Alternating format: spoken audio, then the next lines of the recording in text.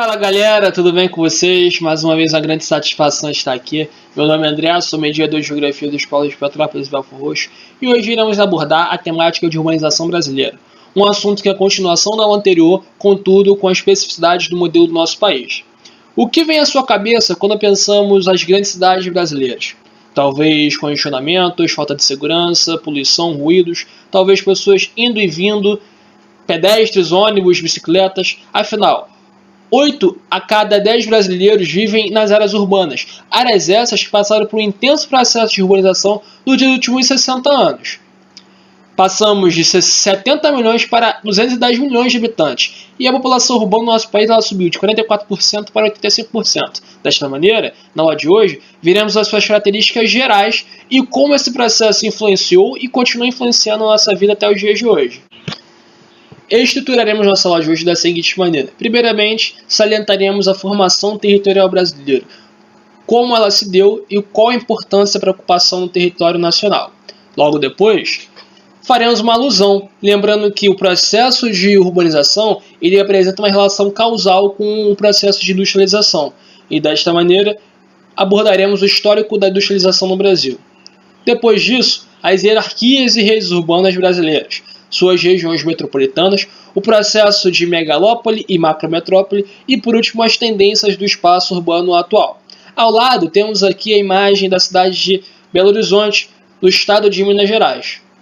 Pessoal, o processo de ocupação e as atividades econômicas desenvolvidas no Brasil estiveram fortemente relacionadas com a exploração de seus recursos e, portanto, das potencialidades naturais contidas em seu território. A população brasileira está irregularmente distribuída ao longo do território, pois grande parte da população habita a região litorânea, onde se encontram as várias cidades do país. Isso nada mais é do que uma herança histórica, resultado da forma como o Brasil foi povoado. Os primeiros núcleos urbanos surgiram no litoral. Desde o período colonial, a concentração de atividades econômicas e, por consequente, de população e infraestrutura se deu primeiramente na zona costeira. A transferência de população e a criação de infraestrutura na região se intensifica no século XIX e início do século XX, quando o café se torna o principal produto brasileiro, destacando-se sobretudo dos estados de São Paulo e Rio de Janeiro. Até meados do século XX, o Brasil era uma nação essencialmente de economia agrária exportadora, concentrando suas atividades no setor primário e dependente de importações para o consumo de mercadorias industrializadas. Esse cenário ele começa a se modificar a partir dos anos 30. A ocupação do território brasileiro está constituída sobre a égide de alguns períodos, fases essas que serão importantes porque retratam a constituição do povo brasileiro. São 5 principais. A primeira fase ela vai de 1500 a 1808 e ilustra a imigração em grande volume de portugueses, mas também de africanos, franceses e ingleses. A segunda fase, de 1808 a 1888, mediante a proibição do tráfico transatlântico de africanos, vai acarretar na entrada de imigrantes europeus para trabalhar nas fazendas. A terceira fase, de 1888 a 1930, salienta a abolição da escravatura e, novamente, esse novo acréscimo de imigrantes, em especial alemães, japoneses, italianos. A quarta fase ela vai de 1930 aos anos 2000 e salienta também a queda acentuada do fluxo migratório. E já nos anos 2010 teremos a inserção de novas ondas migratórias, de bolivianos, haitianos e venezuelanos. Todas essas fases, de certa maneira, principalmente as 4 principais, irão corroborar nessa expansão e na formação do território brasileiro. O Brasil sofreu profundas mudanças nesses 520 anos de história. Porém, um dos pontos dos quais o Brasil mais sofreu mudança foi na economia. A economia brasileira viu vários ciclos ao longo dos anos. Em cada ciclo, um setor específico foi privilegiado, provocando sucessivas mudanças sociais, populacionais, políticas e culturais dentro da sociedade brasileira. Os ciclos estiveram majoritariamente localizados nos estados mais litorâneos do país. Essa configuração está associada à não homogeneidade da povoação do território nacional, às grandes diferenças climáticas existentes no país e à disponibilidade dos recursos de valor comercial.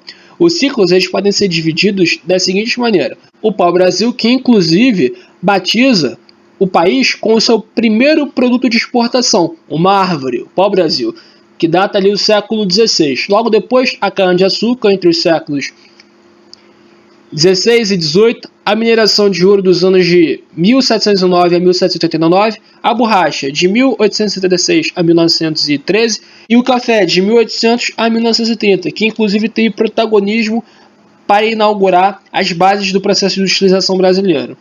E as outras atividades econômicas, como drogas do sertão, algodão e pecuária. Ao lado temos aqui os arquipélagos econômicos que organizaram o território brasileiro, com o ano das suas atividades e o processo de imigração. O café e a industrialização brasileira apresentam uma relação íntima. A cultura do café constituiu, do começo do século XIX até 1929, o principal motor da economia brasileira. E desse processo resultam três fatores importantes que se complementam: a imigração intensiva de estrangeiros para o Brasil, a urbanização e a industrialização. O processo de urbanização de cidades como Rio de Janeiro e São Paulo se desenvolveu em Minas Gerais para facilitar a distribuição e escoamento do café, que era direcionado à exportação. A ampliação das linhas férreas que ocorreu nesse período, por exemplo, foi planejada para tornar mais fluido e dinâmico esse processo. A economia cafeeira gerou um empresariado nacional com capacidade de investir em alguns setores industriais. E a implementação e desenvolvimento da indústria em um país estão ligados a alguns fatores, como, por exemplo, a disponibilidade de matéria-prima, a existência de mercado consumidor, energia, mão de obra e a existência de capital para investimentos. Muito embora o Brasil apresentasse alguns desses fatores até meados do século XIX, não foi verificado nenhum surto industrial até 1930, em que reúne um grau necessário para a industrialização do país. Entre as condições que permitiram isso estão a crise internacional de 1929, que reduz o consumo do café brasileiro no exterior, a crise política do Brasil com o fim da República do Café com Leite, o apoio da burguesia comercial e industrial à ascensão de Vargas e a existência de capital excedente cafeeiro. Ao lado temos aqui duas ilustrações. A primeira, a pintura de Cândido Portinari, chamada Café, de 1935. E abaixo, a fábrica de tecidos de Bangu, na cidade do Rio de Janeiro, em 1904. Pessoal, para que haja uma explicação e uma compreensão em sua plenitude, é importante que estabelecemos que há uma relação causal entre industrialização e urbanização, e não dá para abordar uma temática sem mencionar a outra. Desta maneira, o primeiro impulso significativo da industrialização no Brasil ocorre em 1930, devido à crise econômica internacional de 1929, com a quebra da Bolsa de Valores de Nova York. Desta maneira, países como os Estados Unidos e alguns países europeus deixam de comprar o café brasileiro. Além disso, com o início da Segunda Guerra Mundial, a economia brasileira é seriamente afetada e sofre dificuldades para importar bens de produção do exterior. Desta maneira, Getúlio Vargas cria indústrias de bases para fomentar a industrialização brasileira, como, por exemplo, a Companhia Siderúrgica Nacional, a CSN, a Vale do Rio Doce, a Fábrica Nacional de Motores, a Companhia Elétrica do Vale do São Francisco, a Petrobras e a Eletrobras. Contudo, a partir da instauração do governo Juscelino Kubitschek, ele estabelece uma mudança de paradigma da indústria brasileira. Ele rompe com várias características do Getúlio Vargas e estabelece o plano de metas, que direcionou investimentos nos seguintes fatores: de transportes, educação, energia, alimentação e indústria. E tinha um lema famoso, que era promover um desenvolvimento do Brasil de 50 anos em 5. JK inaugura uma era onde a prioridade era a criação de infraestrutura como uma forma de atrair empresas multinacionais e estimula, por exemplo, a abertura do Brasil para multinacionais, a atração de empresas automobilísticas, a criação de Brasília, a diversificação da atividade industrial brasileira, a transição para uma economia urbano-industrial e idealiza seu governo num tripé econômico de capital privado nacional, estatal e estrangeiro. A ditadura civil-militar, de 64 a 85, vai ser responsável pela onda de crescimento sem precedentes, que foi caracterizado como um milagre econômico, pela infraestrutura de mobilidade e energia, a indústria de base e as altas taxas de crescimento. Contudo, essas altas taxas de crescimento não serão revertidas em qualidade de vida para a população. Temos também a década de 80, que foi conhecida como década perdida, em razão dos grandes gastos com o pagamento da dívida externa, inflação e a desvalorização contínua dos salários. Teremos aqui a imagem de Getúlio Vargas, Juscelino Kubitschek, a construção da ponte Rio-Niterói e aqui a inflação na década de 80. Logo, pessoal, teremos aqui um vídeo que irá destacar as transformações ocorridas na sociedade nos anos 40 e 50, principalmente no segundo governo Getúlio Vargas, que exemplificarão o processo de industrialização e urbanização brasileira. Trabalhadores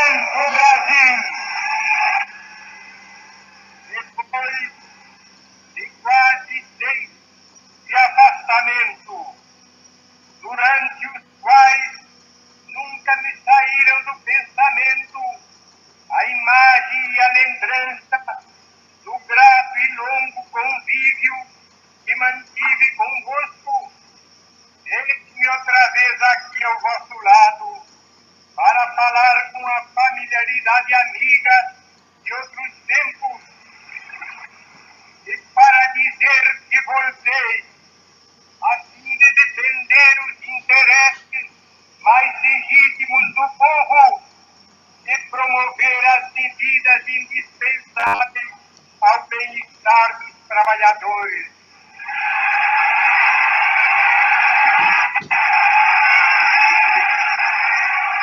Esta festa de 1º de maio tem para mim e para vós uma expressão simbólica. É o primeiro dia de encontro entre os trabalhadores e o novo governo.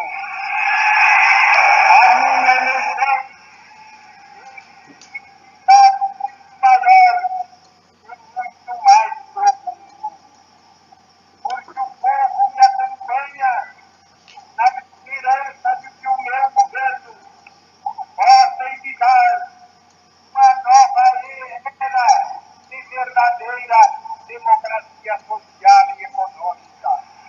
E não apenas a expressar o seu apoio e a sua solidariedade a uma democracia meramente política que desconhece a igualdade social.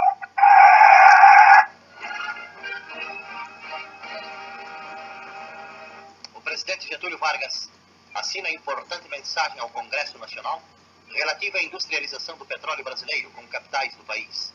Este ato marca o início de uma nova fase da emancipação da economia do Brasil.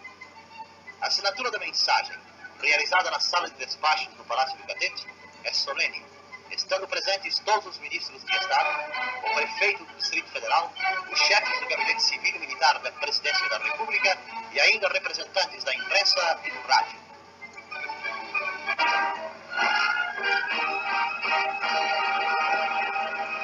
No Palácio do Catete, realiza-se a solenidade da assinatura pelo chefe do governo do decreto que fixa os novos níveis de salário mínimo para todo o território nacional. Altas autoridades e líderes sindicais estão presentes.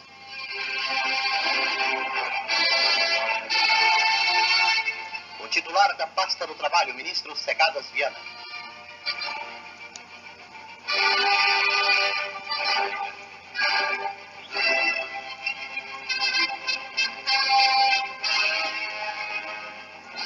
O presidente Getúlio Vargas dirige-se aos trabalhadores do Brasil.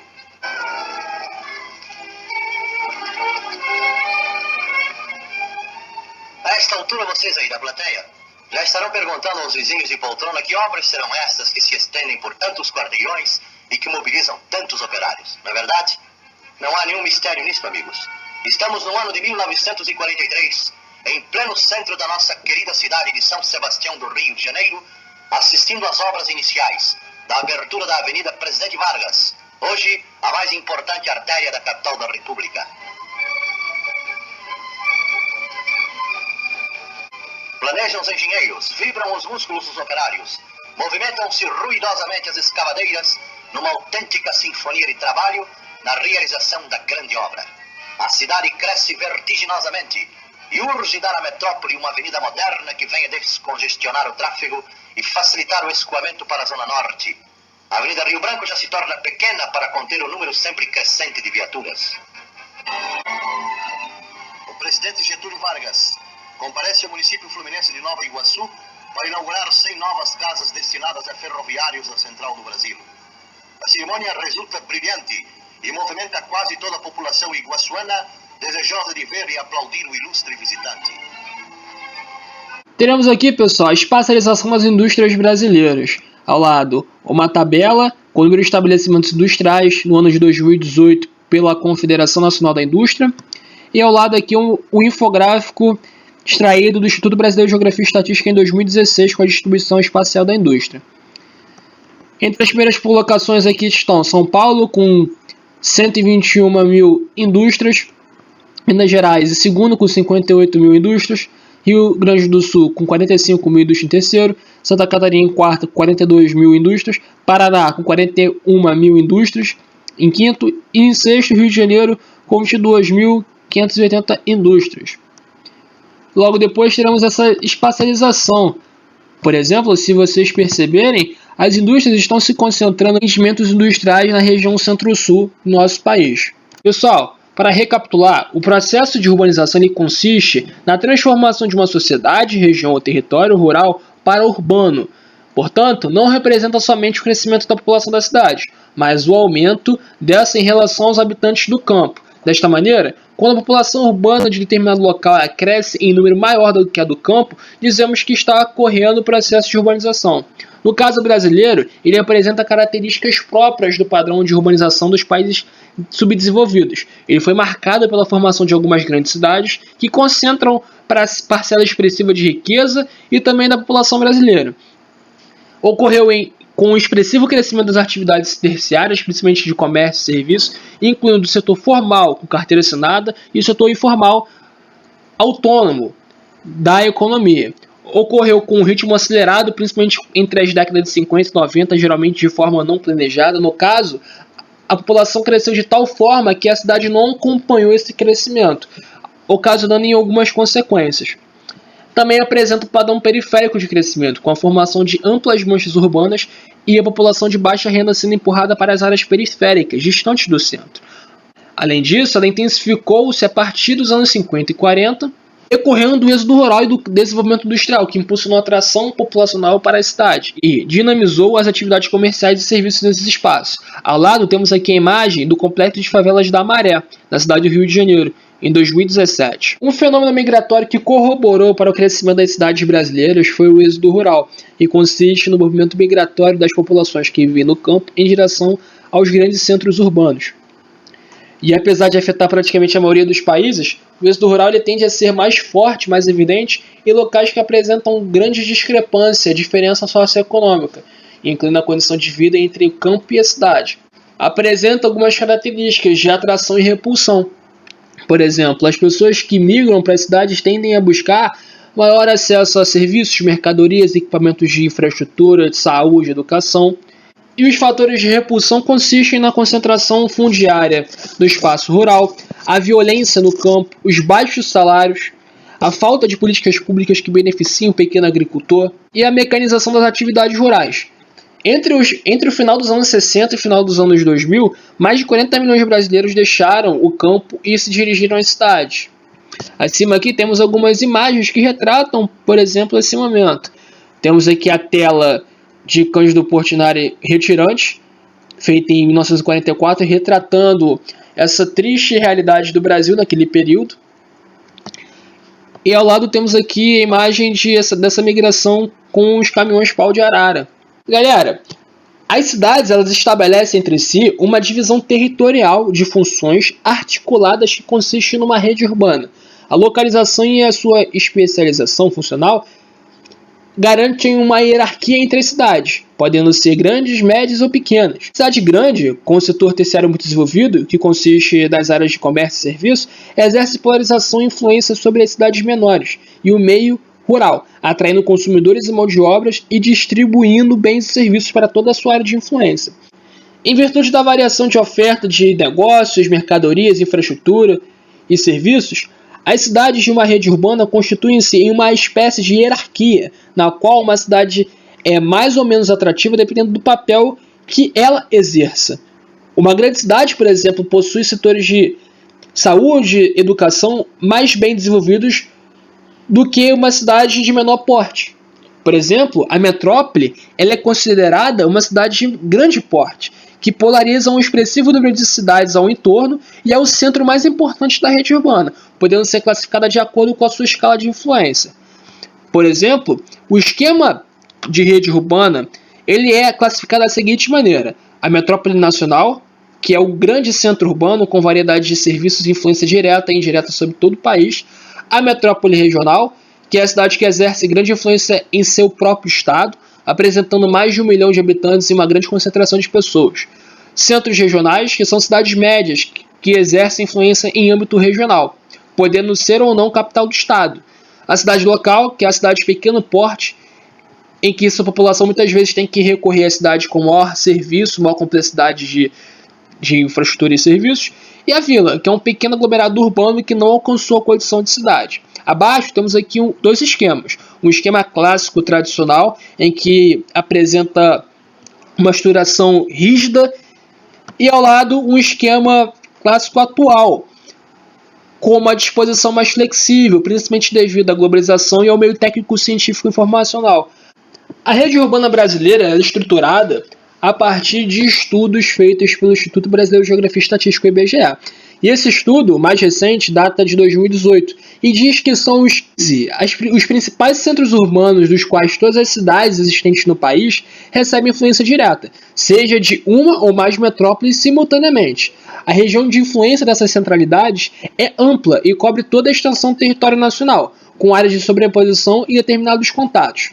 A hierarquia urbana brasileira apresenta algumas categorias, que se seguem como grande metrópole nacional, metrópoles nacionais, metrópoles, capital regional, centro subregional e centro de zona. Cada um com a sua importância, a sua estratificação. Por exemplo, a grande metrópole nacional é o arranjo populacional de São Paulo, a cidade de São Paulo e seu entorno, que ocupa isoladamente a posição de maior hierarquia urbana do país, concentrando 21,5 milhões de habitantes e compondo 17,7% do produto interno bruto nacional. Já as metrópoles nacionais são elas: Brasília, do Distrito Federal, com população de 3,9 milhões de habitantes, e o Rio de Janeiro, configurando a segunda colocação na hierarquia nacional, com uma população de 12,7 milhões. As metrópoles são Belém, no Pará, Belo Horizonte, Minas Gerais, Campinas, São Paulo, Curitiba, Paraná, Florianópolis, Santa Catarina, Fortaleza, Ceará, Goiânia, Goiás, Porto Alegre, Rio Grande do Sul, Recife, Pernambuco, Salvador, Bahia e Vitória, Espírito Santo. As regiões metropolitanas brasileiras, elas serão constituídas em 1933 pelo Congresso Nacional. Inicialmente serão institucionalizadas 9 regiões: São Paulo, Belo Horizonte, Porto Alegre, Curitiba, Salvador, Recife, Fortaleza, Belém, e em 1974, com a fusão dos estados do Guanabara e do Rio de Janeiro, a região metropolitana do Rio de Janeiro. Em 1988, a Constituição Federal passou a delegar aos estados da federação a prerrogativa da criação de regiões metropolitanas. Contudo, deve apresentar a aprovação do Instituto Brasileiro de Geografia e Estatística, um organismo federal. Elas são entendidas como um conjunto de municípios contíguos e integrados socioeconomicamente a uma cidade central, com serviços públicos e infraestrutura comum. Atualmente no Brasil existem 74 regiões metropolitanas, sendo que o estado com o maior número de regiões metropolitanas é a Paraíba, com 12, seguindo de Santa Catarina com 11, Alagoas com 9 e Paraná 8. O país ainda possui 5 aglomerações urbanas, que são entendidas como um agrupamento de municípios próximos que apresentam relação de integração funcional, de natureza econômico-social e urbanização contínua entre 2 ou mais municípios. 3 no estado de São Paulo e 2 no Rio Grande do Sul. Além disso, existem 3 regiões integradas de desenvolvimento, as chamadas RIDs, que abrangem mais de uma unidade da federação. Ao lado temos aqui a espacialização das regiões metropolitanas, das aglomerações urbanas e das RIDs. O Brasil possui 3 RIDs: a RID do Distrito Federal e entorno, RID de Petrolina e Juazeiro e, por último, a RID da Grande Teresina. Abaixo teremos aqui a tabela da população das regiões metropolitanas do Brasil e, mais ao lado, a espacialização das regiões metropolitanas no estado de Santa Catarina e no estado de Alagoas, Pernambuco e Paraíba. Chegamos então, pessoal, ao tópico de megaglomerados urbanos, com, entre aspas, a megalópole Rio-São Paulo e a macrometrópole paulista. As megalópoles são entendidas como grandes regiões urbanizadas, construídas em um espaço polarizado por 2 ou mais metrópoles. O conjunto desse espaço apresenta uma forte integração econômica e intensos fluxos de pessoas e mercadorias, sustentados por meio de transportes rápidos. As regiões metropolitanas e as cidades de Rio de Janeiro e São Paulo são metrópoles de projeção internacional, abrigam sedes de grandes empresas nacionais e filiais de empresas transnacionais, sedes de grandes bancos e os principais centros de pesquisa e universidades do Brasil. Contudo, segundo o Instituto Brasileiro de Geografia e Estatística, o país não apresenta ainda uma megalópole. Lembrando que esse termo ele foi idealizado pelo geógrafo norte-americano Jean Gottman e aplicou a uma região nordeste dos Estados Unidos, das cidades de Boston e Washington, regiões que apresentavam um alto grau de conurbação. Além disso, alguns autores acreditam que devido ao passar dos anos, devido a esse termo ser cunhado nos anos 60, e com todas as mudanças políticas e econômicas da sociedade e das técnicas contemporâneas, esse termo ele não consegue contemplar na sua plenitude as características das cidades de grande relevância, de grande polarização no nosso planeta. No Brasil, existem autores que classificam regiões como Rio e São Paulo como mega-regiões, ou a mega-região Rio-São Paulo, por apresentar características diferentes dessa concepção de megalópole. Portanto, se porventura aparecer no seu vestibular, na sua prova, pode ser levado em conta dessa possível formação da megalópole Rio-São Paulo, mas que não existe nos dias de hoje. Ao lado temos aqui a exemplificação no mapa das regiões. Teremos algumas características que também impedirão essa concepção. Por exemplo, a distância, de certa maneira, grande entre as duas cidades, São Paulo e Rio de Janeiro, mais ou menos 350 a 400 quilômetros. A ausência de um alto grau de conurbação de municípios do Médio Paraíba e a ligação física rodoviária pela Dutra apenas. Logo depois, teremos a macrometrópole paulista, que é um dos maiores aglomerados urbanos do planeta. Segundo a ONU, está entre as 10 maiores do mundo. E é constituída pelas regiões metropolitanas de São Paulo, da Baixada Santista, de Campinas, Sorocaba, do Paraíba e Litoral Norte, as aglomerações urbanas de Jundiaí, de Piracicaba e a Unidade Regional Bragantina. Além disso, essa região ela concentra indústrias de alta tecnologia, um comércio diversificado, os serviços mais complexos do Brasil e a agroindústria mais produtiva. Aliás, os maiores portos e aeroportos, a melhor infraestrutura rodoviária e os maiores polos de conhecimento e inovação estão nessa região. Por exemplo, se porventura o IBGE fosse estipular a criação de uma megalópole no Brasil, mais provável que seria é da região de São Paulo, Campinas e da Baixada Santista, por apresentar essa proximidade, essa alta concentração de pessoas, serviços, capital, infraestrutura, bancos, em comparação com o Rio de Janeiro e São Paulo. Assim sendo, pessoal, chegamos ao nosso último tópico da aula de hoje, tendências de espaço urbano contemporâneo.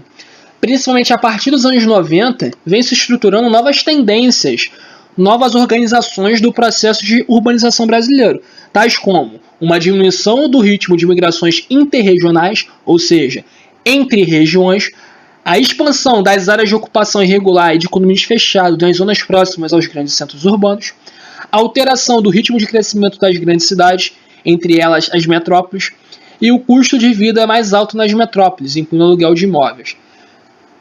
Devido a esse contexto, as cidades médias vão ter certo protagonismo nessa conjuntura, porque vão passar a oferecer certas vantagens em relação às grandes, como o aumento da oferta de empregos, em virtude da transferência de muitas indústrias e empreendimentos para essas localidades, menor custo de vida, menor índice de criminalidade e ampliação da oferta de empreendimentos comerciais e de serviços. Segundo o estudo do IBGE, a última década registrou um aumento da quantidade de grandes municípios no país. O que isso quer dizer? Que as cidades médias, devido a apresentar esse crescimento maior do que as metrópoles, alcançaram o auge, o destaque de grandes cidades. Por exemplo, no censo de 2010, apenas 38 municípios registravam população superior a 500 mil habitantes. Dentre eles, apenas 15 tinham mais de 1 milhão de moradores. Já em 2020, o país tem 49 municípios brasileiros com mais de 500 mil habitantes. Em 17 deles, a população é superior a 1 milhão de moradores. Ao lado aqui temos dois exemplos de cidades médias brasileiras. O município de Macaé, mais ou menos com 239 mil habitantes, e o município de Presidente Prudente, em São Paulo, com 230 mil habitantes. Então, pessoal, é isso. Finalizamos nosso conteúdo de urbanização. Espero que vocês tenham gostado. Vejam os vídeos anteriores da playlist e até a próxima. Valeu!